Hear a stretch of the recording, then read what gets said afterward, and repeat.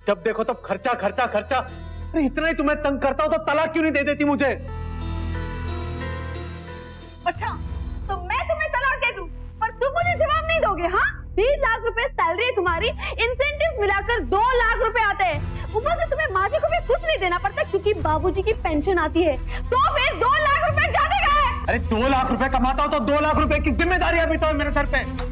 ये घर का खर्चा, मोबाइल बिल, पानी का बिल, अरे गाड़ी की किस्तें, ये सब क्या फ्री में आता है? बनिए मत, मुझे सब कुछ पता है। सारा का सारा खर्चा मिलाकर ज्यादा से ज्यादा 80,000 रुपए होते हैं। माना कि 20,000 रुपए तुम अपने आप पर खर्च करते होंगे, लेकिन फिर भी तुम्हारी सैलरी में से पूरे के पूरे 1 लाख रुपए बचते हैं। और पिछले 3 साल से तुम्हारे अकाउंट में सिर्फ 35,000 रुपए जमा है। क्यों क्यों? हाँ, तुम्हें कैसे पता? हाँ, तुम्हें कैसे पता? तुम मेरे मेल चेक करती हो, अकाउंट चेक करती हो, मुझसे बिना पूछे? क्यों पूछूं मैं तुम्हें? क्यों पूछूं मैं? इस पर मेरा भी बराबर का हक है। हाँ, तुम्हारे सब पे हक है, मेरी जान पे भी हक है तुम्हारा। हाँ?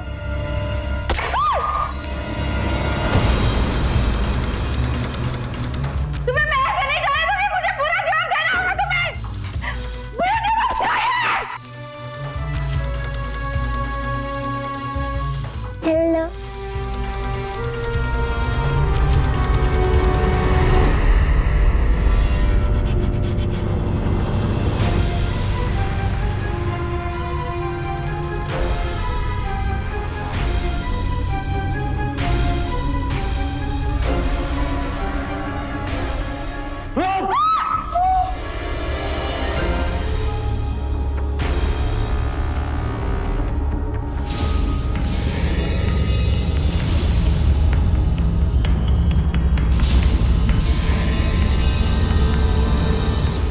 ये क्या हालात बना रखे? तो प्यार से क्यों नहीं रहते तुम दोनों? अरे अपने बारे में नहीं, कम से कम अपनी बच्ची के बारे में तो सोचो। हाँ, शायद गलती मेरी थी, पता नहीं वो कौन सी घड़ी थी जिस वक्त तुम दोनों की शादी मैंने तय की। नहीं जी, आप क्यों गलती करेंगी? ना आपकी गलती है ना आपके लाडले की। गलती तो मेरी है जो तुम दोनों की भोली शक्ल देखकर मैंने शादी के लिए हाँ कर दी। मेरी जिंदगी बर्बाद करके मेरे घर मुझे कोसने आ जाते हो। हाँ, देखो, मेरी माँ के साथ अगर कोई भी बदतमीजी की तो मुझसे बुरा कोई नहीं होगा। अगर मैं और मेरे परिवार वाले तुम्हें इतना ही पसंद नहीं है तो तुम मुझे तलाक क्यों नहीं देती? नहीं दूंगी तलाक, नहीं दूंगी मैं तुम्हें तलाक। तुमने मेरी जिंदगी बर्बाद कर दी है और अब मैं तुम्हारी जिंदगी बर्बाद कर दूंगी। देखो, कायदे में रहोगे ना तो फायदे में रहोगे, वरना क्या? मैं ना तुम्हारी जान ले सकती हूँ और सच में एक दिन तुम्हारी जान ले लूंगी। मैं सच में तंग आ गई तुमसे और तुम्हारी झूठ से मैं पक गई। मैं खुद तंग आ गया हूं तुमसे। नहीं, तुम मुझे बताओ, तुम क्या परेशान हो? नहीं, मुझे बता दो।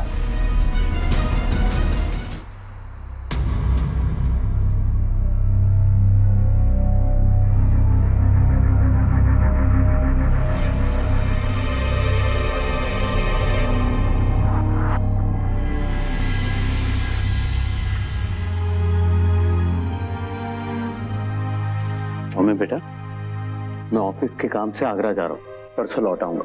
Okay, bye. बाय।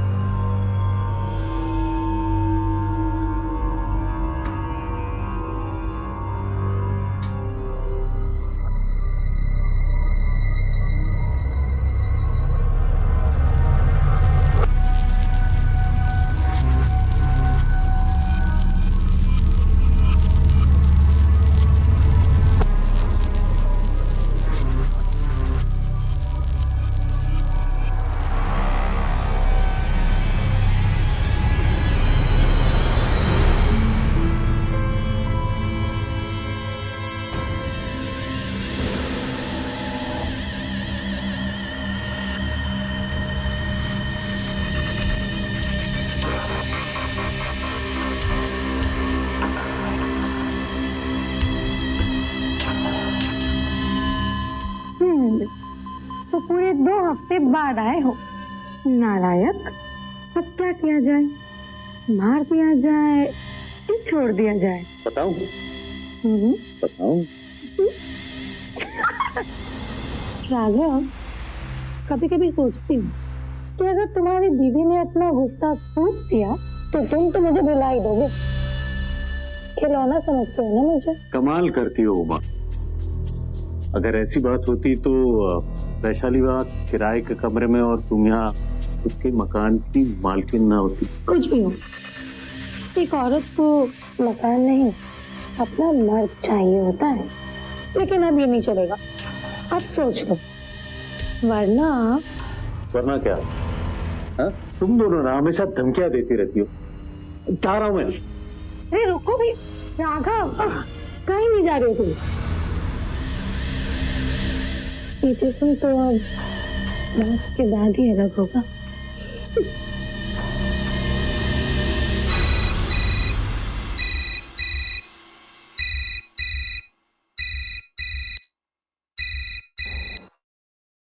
हेलो। गुलछड़े उड़ा लियो तो याद रखना कि आज बिजली का बिल भरना है।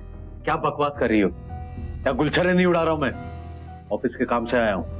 अच्छा, कमाल का काम है ना। ऑफिस के काम से गए हो और ऑफिस वालों को पता ही नहीं। मैंने ऑफिस में फोन किया था, वहां पर पता चला कि तुम छुट्टी पर हो। क्या हुआ? ऑफिस में फोन किया था उसने। पूरा टाइम जासूसी करती रहती है। लगता है कि तुम्हें तुम्हारा हक देने का टाइम अब आ गया है। सच्ची?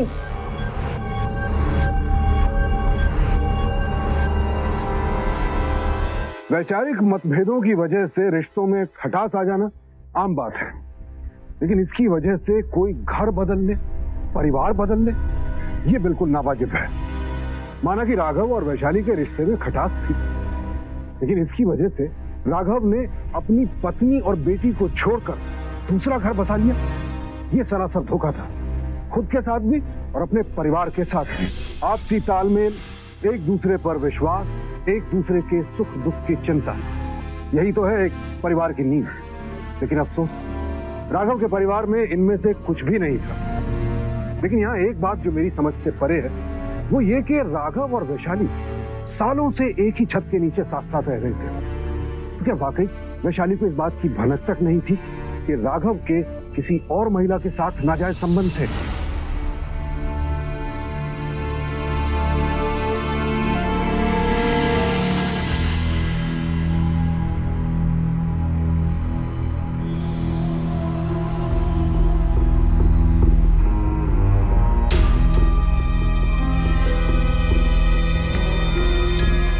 तुम्हारे सारे सवालों के जवाब इसमें है। डिवोर्स पेपर्स है।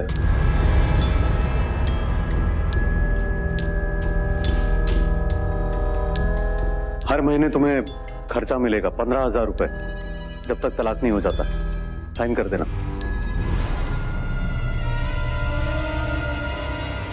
तो तुम मुझे भत्ता दोगे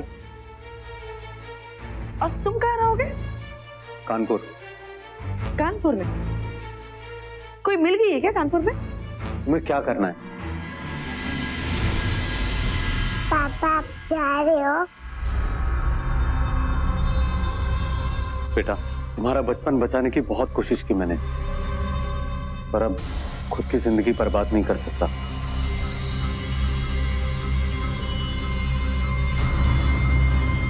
राघव, तुम ऐसा नहीं कर सकते। राघव, मैं तुम्हें ऐसा नहीं करने दूंगी। राघव, राघव, उस कानपुर की गंदगी को मैं साफ करूंगी, देख लेना तुम मुझे धोखा नहीं कर सकते।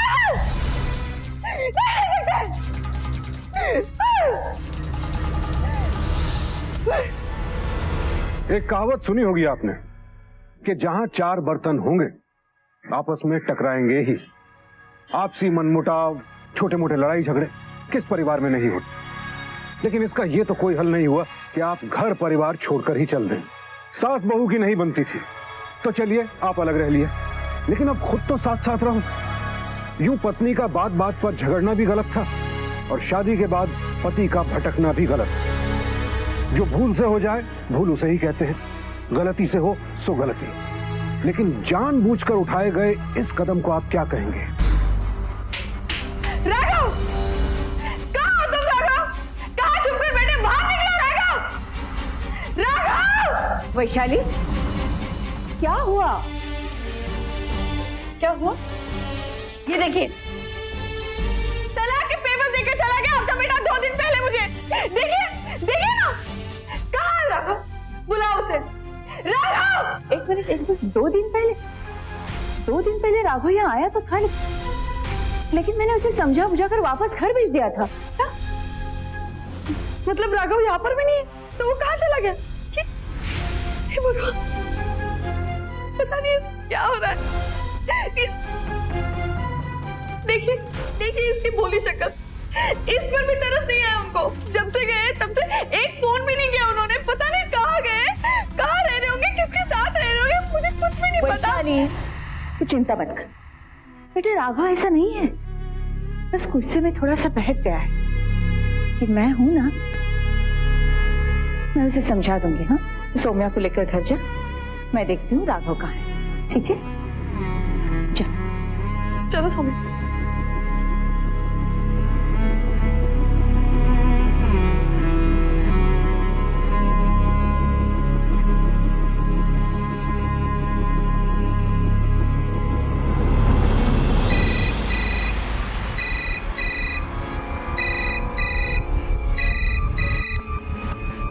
ये राघव आखिर है कहाँ?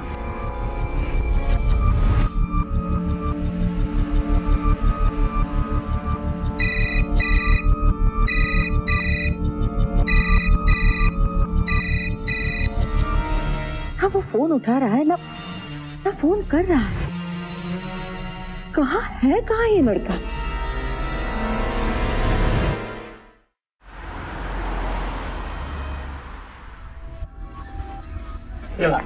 नमस्ते। वो राघव तो 2-3 दिन से ऑफिस ही नहीं आया।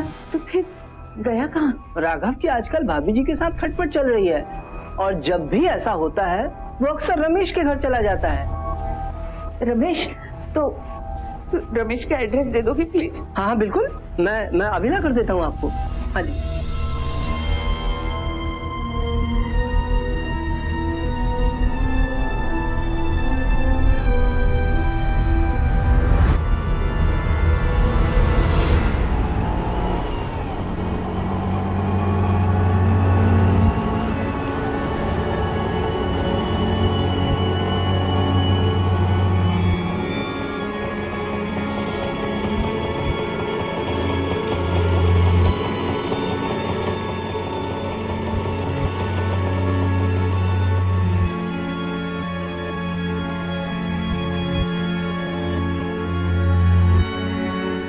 भाई साहब, ये जरा बताइए कहाँ है?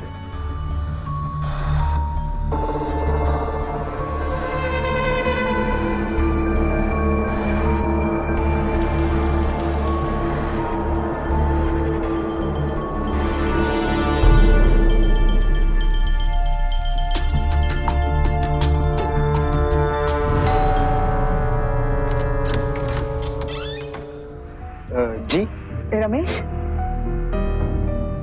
राघव को बोल दो उसकी माँ आई है, बाहर आ जाओ। पर राघव तो यहाँ नहीं है, और मेरी तो उससे बातें काफी दिन हो चुके हैं, और उसका मोबाइल भी हो पा रहा है। राघव सचमुच यहाँ नहीं है? जी नहीं। अगर उसकी कोई खबर मिल गई तो जरूर बता देना। जी।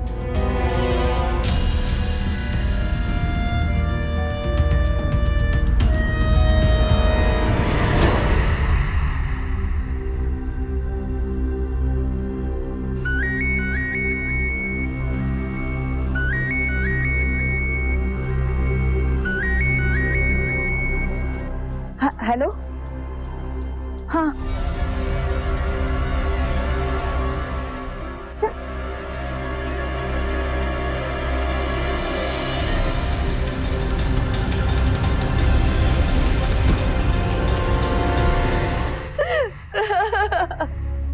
राघव, तुम मुझे छोड़कर नहीं जा सकते। राघव,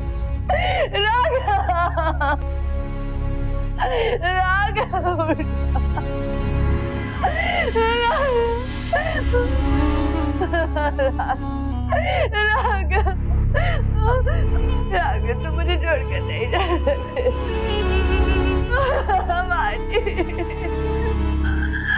मानी क्या हो गया देखो। राघव, तुम नहीं जा सकते राघव।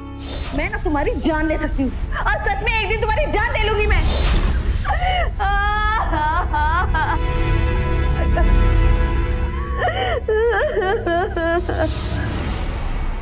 हेलो जी, हाँ जी, ठीक है, आ जाइए। साहब, मेरा बेटा। हाँ हाँ, ओके।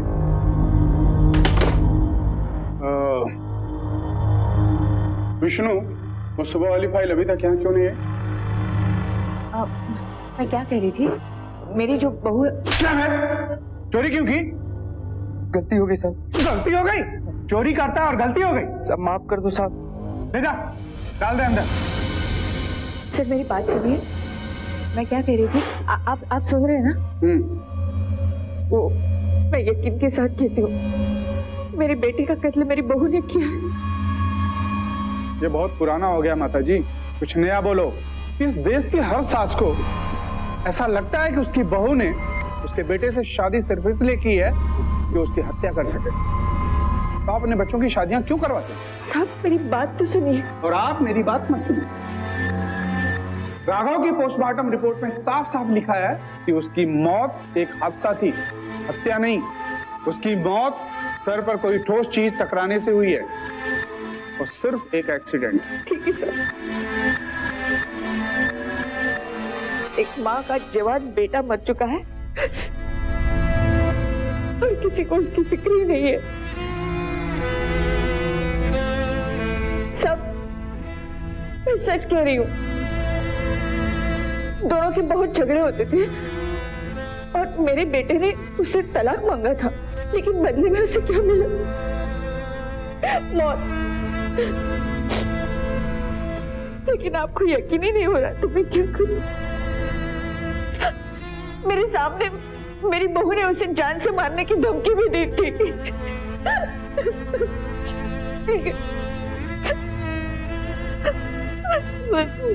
मैं जा रही हूँ। रुकिए माता जी। विष्णु, माता जी की बहू को थाने ले आओ तफ्तीश के लिए।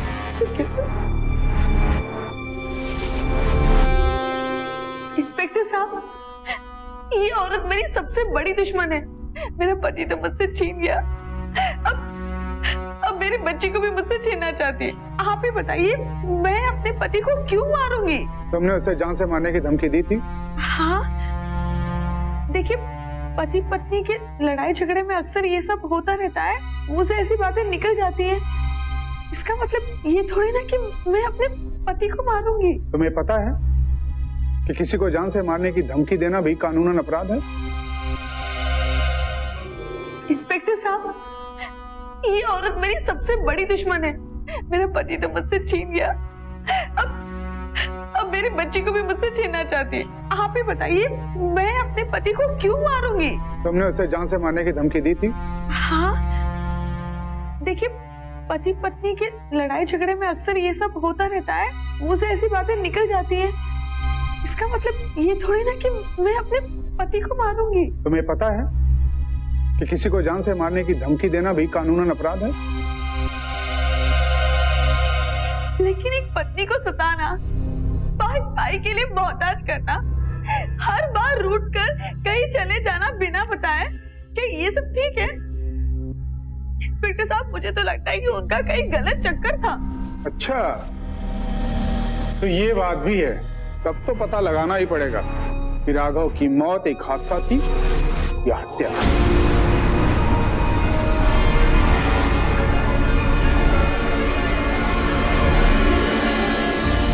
ये रहे तुम्हारे बेटे के बचे कुचे कपड़े और ये जो मैं तो नहीं भरने वाली, आप खुद ही भर लेना। और हाँ, मेरे घर फटकने की कोशिश भी मत करना, समझी? चलो। दादी सौम्या, सौम्या चलो, सौम्या चलो, चल, सौम्या चलो सो।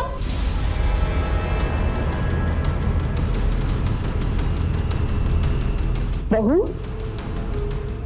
ये क्या है? तुम्हें पता था राघव का कानपुर में घर है?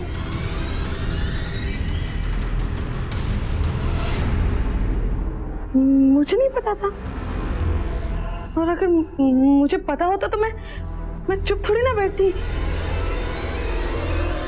तो ये कानपुर के घर का राघव की मौत से तो संबंध नहीं है? शायद आप सही कह रही हैं। अब पता चला कि राघव झगड़ा होने के बाद कहाँ गायब हो जाते थे।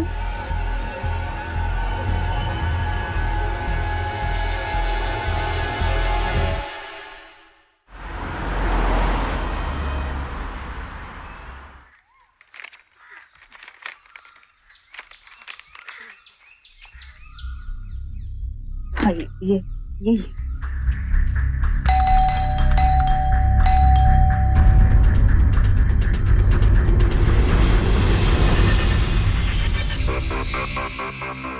जी, जी की बच्ची, कौन है तू? और राघव के साथ तेरा क्या रिश्ता था? अरे क्या बकवास कर रही हो आप? कौन है आप और राघव कौन है? प्लीज जाइए यहाँ से, मैं किसी को नहीं जानती। ये घर मेरे बेटे के नाम पे है। ये देखिए ना। क्या है ये सब? हाँ, ये मेरा घर है, समझी? क्या कर रही तू यहाँ पर? निकल यहाँ से, निकल यहाँ से। हाँ, मुझे ये मेरा घर है, जाओ यहाँ से। तुम निकलो इस घर से। ये मेरे पति का घर है, समझी ना? तुम निकलो यहाँ से, निकलो यहाँ से। मेरा घर है, निकलो यहाँ से। क्या बदतमीजी! मुझे जाना है मेरे घर से। ये मेरा घर है, यहाँ से मैंने कहा। ये राघव का नाम लेते ये चौंक क्यों गई? कुछ तो छुपा रही है। हाँ माँ जी, देखिए ना कैसे हड़बड़ाहट में उसने दरवाजा बंद कर दिया। कुछ तो गड़बड़ है माँ जी, कुछ तो गड़बड़ है। और मेरे साथ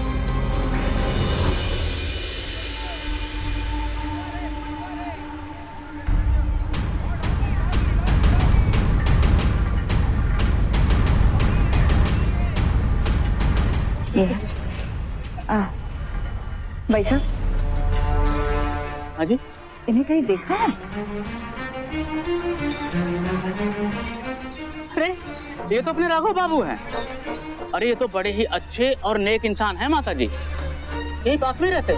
किसके साथ रहते? अरे मैडम, मियाँ अपनी बीवी के साथ नहीं तो किसके साथ रहेगी? उमा जी उनकी बीवी। अरे वो तो बड़ी ही नेक और सुशील औरत हैं।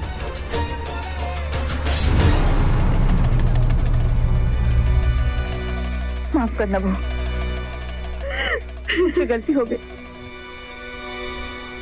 मैंने खामखा तुझ पे इल्जाम लगाए। गलती तो मेरे बेटे की थी, लेकिन एक बात बताओ, वो ऐसा नहीं था।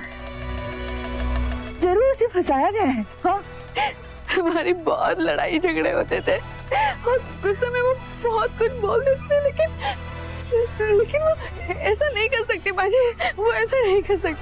जरूर उसने मारा मेरे राघव को, उसने मारा मेरे राघव को।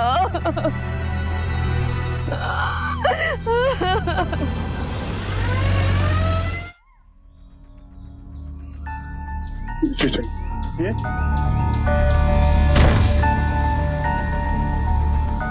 दरवाजा तो खुला हुआ है। ये भी दरवाजा खुला हुआ। अरे तुम ऊपर जाओ, तुम इधर जाओ।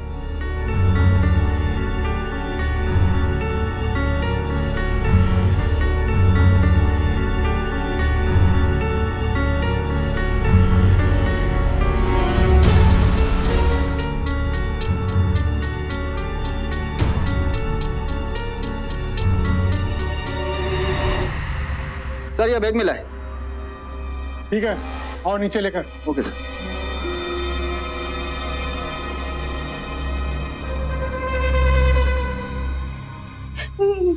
माँ जी, ये तो वही बैग है जिसमें राघव अपने कपड़े लेकर गया था। इसका मतलब है राघव यहाँ पर आया था और उस औरत ने मेरे राघव को मारे सौरभ ने राघव को। आप दोनों को ये पता था कि आपके हस्बैंड ने ये घर लिया हुआ है? नहीं, मुझे नहीं मालूम था। मेरा बेटा, मुझे सब कुछ पता था, सब कुछ, लेकिन पता नहीं इस बार। देखिए, इस बैग का यहाँ मिलना और उस लड़की का यहाँ से फरार हो जाना इस बात को साबित करता है कि उसका आपके हस्बैंड की मौत के साथ जरूर कोई संबंध है। बट डोंट वरी, हम उसका पता करके रहेंगे।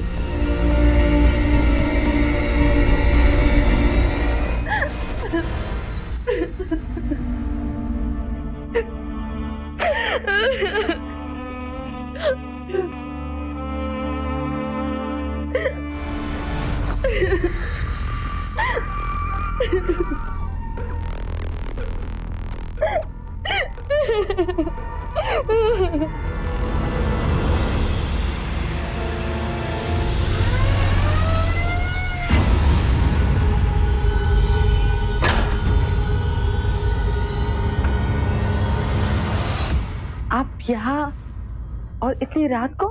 उस लड़की का पता चल गया, उमा नाम है उसका और वेस्ट बंगाल की रहने वाली है। क्या आप उसे पकड़ नहीं पाए? पकड़ पाए, लेकिन जिंदा नहीं, उसकी लाश मिली है। शायद उसने आत्महत्या की हो। हाँ। जी नहीं, डेड बॉडी से दिख रहा है कि उसने काफी स्ट्रगल की है। शायद उसका मर्डर हुआ है। मर्डर?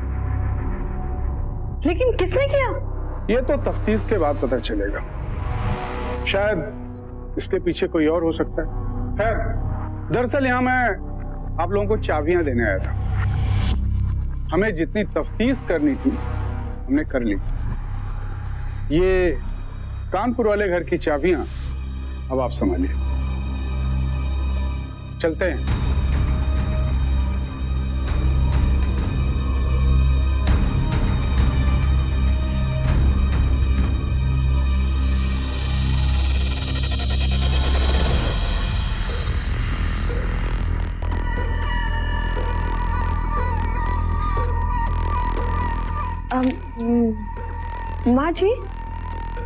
माँ जी, वो मैं सोच रही थी कि कब तक इस किराए के मकान में रहेंगे ना। जब हमारा खुद का घर है कानपुर में, तो क्यों ना हम सब वही जाकर रहते हैं। ठीक है।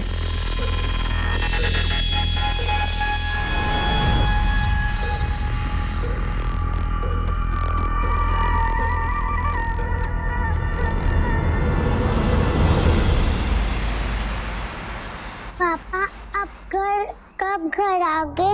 जल्दी आना। आप कानपुर में मत रहो, वो गंदी जगह है।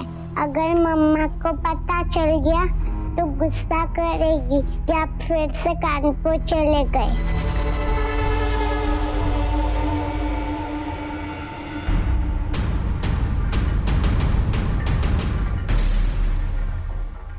बेटा, तुझे किसने बताया कि कानपुर का घर गंदा है? माँ पापा की जब भी लड़ाई होती थी, माँ कई बार कानपुर वाले घर को गंदा कहकर लड़ाई करती थी उनसे।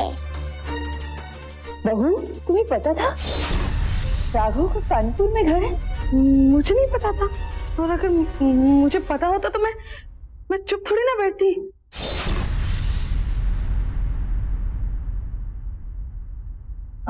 माँ जी, अब वो मैं मूवर्स और पैकर्स के पास जा रही हूँ।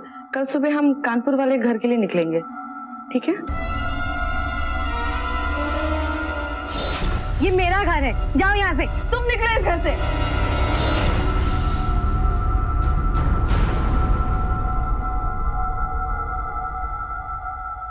मैं आती हूँ। हाँ, ये कंगन नए हैं क्या? पहली बार पहने हैं शायद। वो माँ जी राघव ने पिछले साल ही बनाए थे, आपको नहीं पता था इसके बारे में। अब मैं आती हूँ।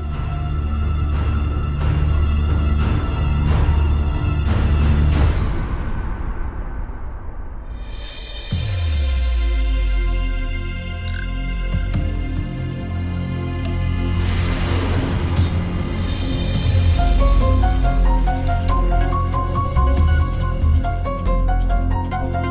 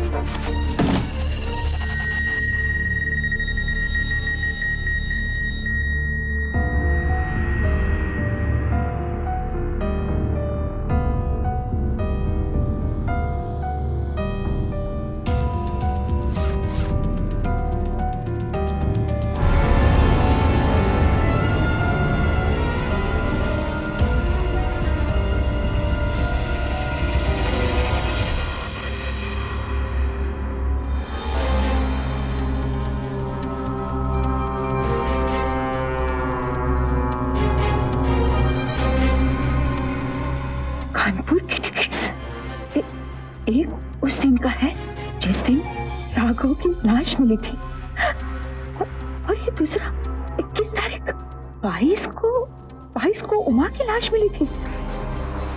वैशाली वहां क्या करने गई थी?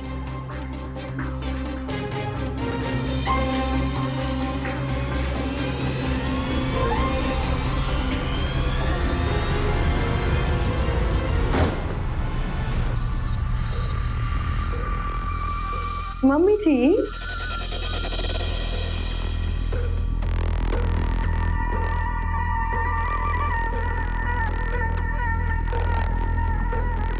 इतनी जल्दी क्या है? हाँ, आप ये नहीं पूछोगी ये टिकट्स कहाँ से आए? हाँ, क्या मम्मी जी, क्यों इतनी गहराई में जा रहे हो आप? तालाब की गहराई में जाएंगे तो कीचड़ ही हाथ लगेगा ना, मोती तो नहीं, मालूम है ना आपको? मतलब अब तू तेरी डेढ़ होशियारी की वजह से मरेगी तू अब। हाँ, लेकिन मरने से पहले ये जान तो ले कि मैंने ये सब कैसे किया। उस दिन जब मैं आपके घर आई थी तब मुझे पता चला कि राघव आपके घर पर नहीं है। अब तब मैंने जान लिया कि वो तो कानपुर के घर में होगा, इसलिए मैं कानपुर के घर चली गई और वहां मैंने राघव को घर के अंदर जाते हुए देखा।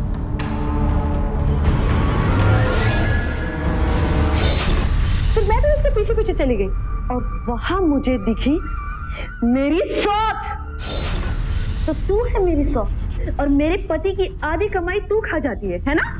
बकवास मत करो, वो मुझसे प्यार करता है। अगर इतना ही प्यार था अपने हस्बैंड से तो संभाल के रखती ना। चुप! जिस घर में तू रह रही है ना, उस घर पर सिर्फ और सिर्फ मेरा हक है, समझी?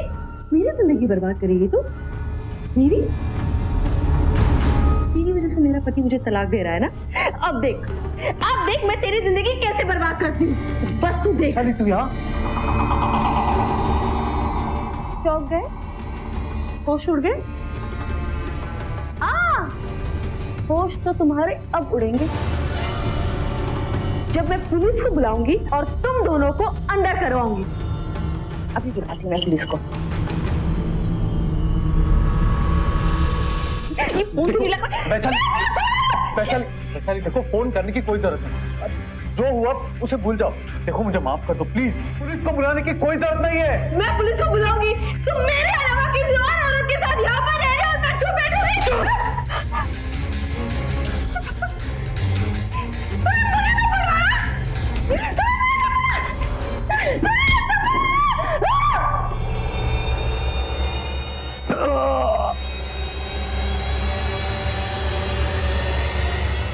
मैं सस्ते में आ गई थी, पागल हो गई थी मैं, और हमारे लड़ाई झगड़े में गलती से मेरा धक्का लग गया और राघव मर गया। अनजाने में से ही राघव मेरे धक्के की वजह से मर गया था, इसलिए मुझे कुछ करना था। मैं तो बच जाऊंगी, क्योंकि मुझे यहाँ पर आते हुए किसी ने नहीं देखा, पर लाश तो तेरे घर पर है ना, तो तू पुलिस से कैसे बचेगी? लेकिन मैंने तो कुछ नहीं किया, मैंने कुछ भी नहीं किया। चल, तुझे बचाने का ना मैं एक रास्ता बताती हूँ। देख अपना, ये ना तेरे काम का रहा ना मेरे काम का। चल एक डील करते हैं, इसकी लाश को ठिकाने लगाते हैं और सब कुछ भूल जाते हैं। ये घर तेरा और पीएफ, ग्रेचुइटी और सारा कैश मेरा। डील?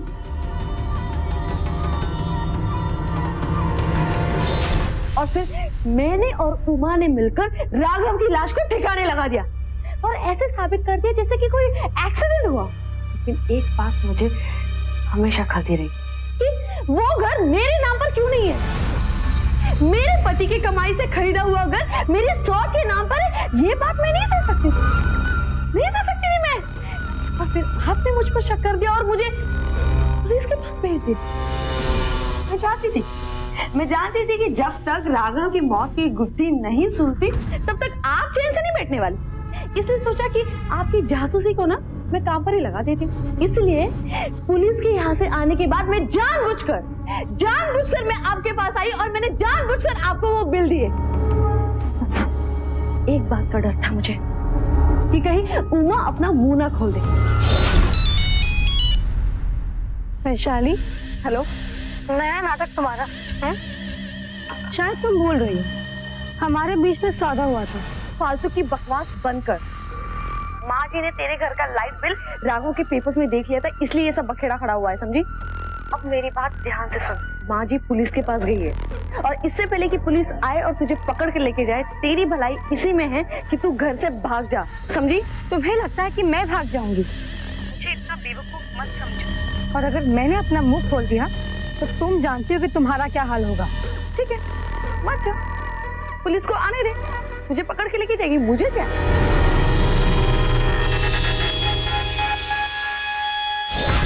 इसलिए मैंने उसे भी भगा दिया और कम्बक फिर से आकर उसने मुझे फोन किया और ध्यान रखना वैशाली, अगर मैं फंसी तो तू भी नहीं बचेगी। मुझे 10 लाख रुपए चाहिए और इसके बाद मैं वादा करती हूँ मैं कभी यहाँ मुड़कर भी नहीं देखूंगी। तुम्हें तुम्हारे 10 लाख मिल जाएंगे। किदवे नगर चौराहे के पास जो पार्क है वहाँ पर हम आज रात मिलेंगे। मैं कानपुर पहुँचकर तुम्हें फोन कर दूंगी। ओके। पैसे लाई हो? हाँ।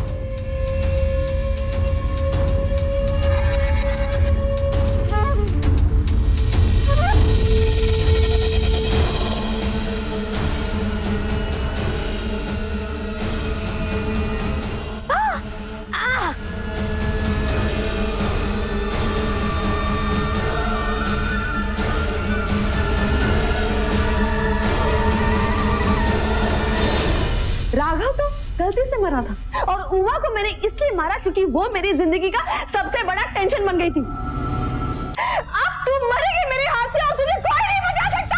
मैं तुझे नहीं छोड़ूंगी।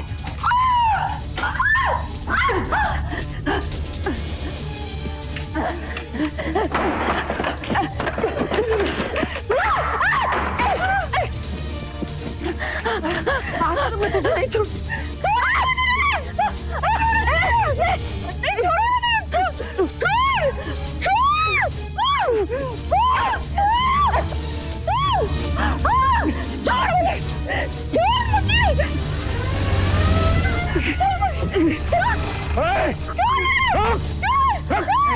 खड़े उड़ा दूंगा। पकड़ो से। ये लो।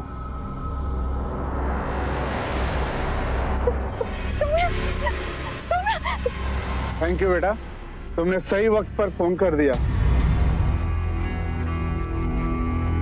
पौधा उगाने के लिए कभी बीज बोया है आपने?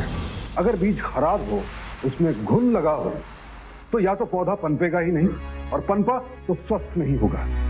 वैशाली ने जो कुछ किया बेशक अपराध था, लेकिन क्या आपको नहीं लगता कि कहीं ना कहीं इस अपराध का बीज खुद राघव नहीं बोया था? क्योंकि अगर आप बबूल का पेड़ बोएंगे तो उस पर आम नहीं लग सकते, कांटे ही लगेंगे।